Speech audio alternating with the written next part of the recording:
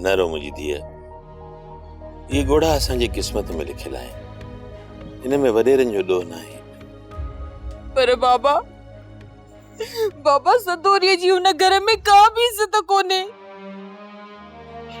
हुन घर नौकरियाणियुनि वांगुरु कम तो वरतो वञे। नौकरियाणी भी के हाल में हूंदी आहे बाबा।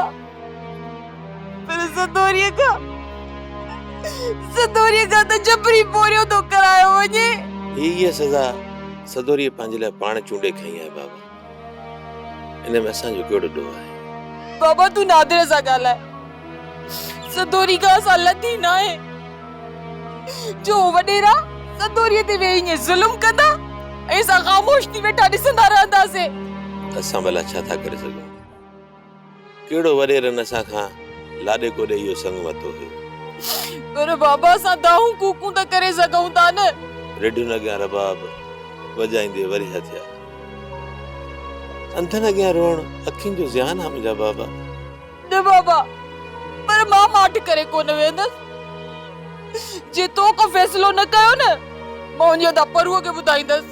धीअ ईअं न कजांइ। परुआ ऐं जज़्बाती माण्हू किथे नुक़सान न करे विझे। त पोइ तव्हां ई कुझु कयो न बाबा। ठीकु आहे बाबा, मां पाणे नादिर सां ॻाल्हायां थो। ठीकु आहे बाबा।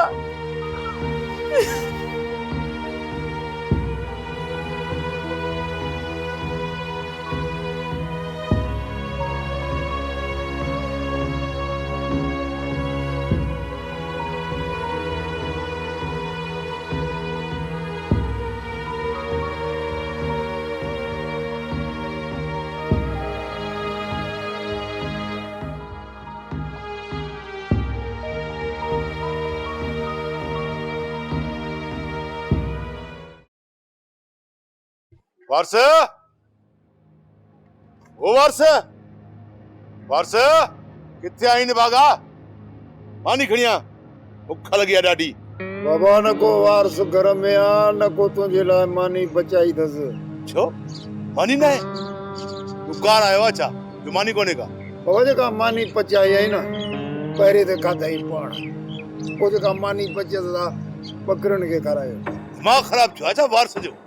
इते मानू था भुख मरन। एही खान साहब होते तो माल के मानी चारंदो।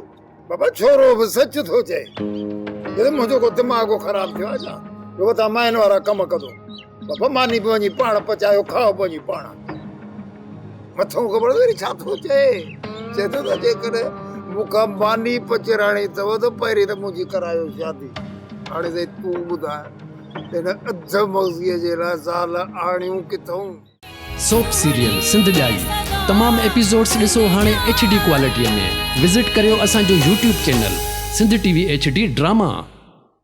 सब्सक्राइब कयो असांजो official YouTube channel Sindh TV HD drama. ऐं वधीक अपडेट लाइ बेल आइकन खे क्लिक करियो।